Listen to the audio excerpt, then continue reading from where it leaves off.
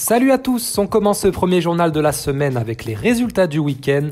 L'équipe première masculine a dû se contenter d'un match nul de partout face à Brest en clôture de la 19e journée de Ligue 1. Le PSG menait pourtant 2-0 à la pause grâce à des buts de Marco Asensio et Randal Kolo Muani, mais s'est complètement relâché en seconde période. Auteur d'un bon match et d'une passe décisive, Bradley Barcola a reçu 2 jaunes synonymes de rouge en fin de match, le premier carton rouge de sa carrière.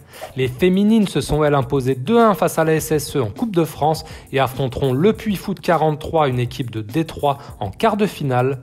Les U19 de Zoumana Camara ont eux été tenus en échec par Lille 0-0 et affronteront l'OM ce dimanche en 16e de finale de Coupe Gambardella.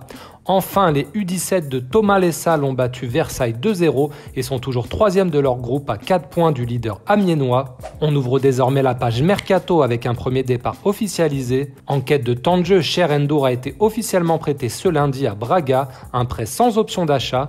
Noah Lemina devrait de son côté quitter la Sampdoria et finir la saison en prêt à Amiens en Ligue 2. Francfort compte également faire une nouvelle offre pour Ekitike d'ici jeudi soir et la fin du Mercato d'hiver. Au rayon des arrivées, rien de bien nouveau ce lundi, la piste Lenny Yoro a été sérieusement refroidie par Paulo Fonseca samedi et semble compromise pour cet hiver. Pour cet été, Téléfoot a relancé la rumeur Raphaël Leao. Le PSG s'est concrètement positionné selon cette source et l'ancien Lillois est au courant de l'intérêt parisien. Un dossier qui s'annonce onéreux puisque l'attaquant portugais de l'AC Milan dispose d'une clause libératoire fixée à 175 millions d'euros.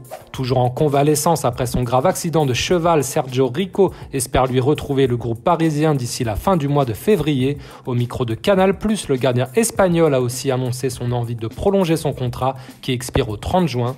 On termine enfin ce journal avec des nouvelles de Neymar Junior. Actuellement blessé, l'ancien parisien a participé à l'anniversaire de Romario et semble très loin de son poids de forme. Des photos qui ont fait le tour du web et de la presse brésilienne. Voilà, c'est tout pour aujourd'hui. Merci à tous de votre fidélité et à demain pour un nouveau numéro.